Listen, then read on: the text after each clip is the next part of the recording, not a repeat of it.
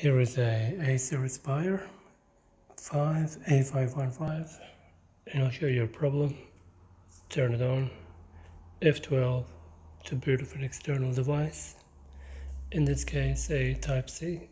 It's got a UEFI enabled file system, and if I try to use the USB, this is what we get.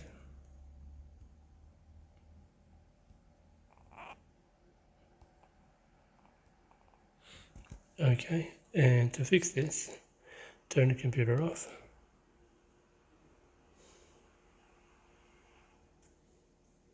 Turn it back on.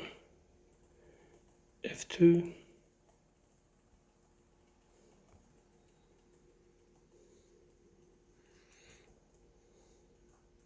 Security.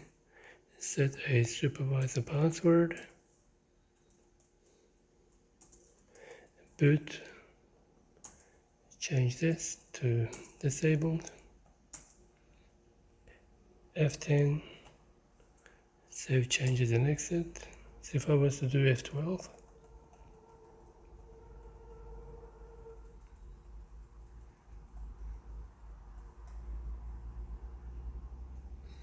choose the USB. There we go. And go back into BIOS. If you want to enable the F12 key, you need to, in BIOS,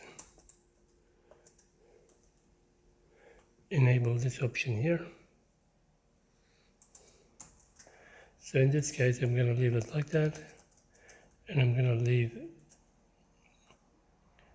UEFI secure boot disabled, and I'm going to remove the supervisor password. We're good to go.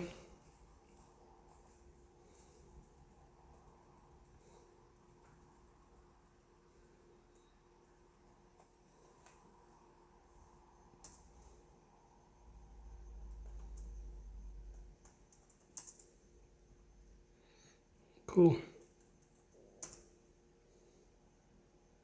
That is super fast. Much faster than any USB I've used.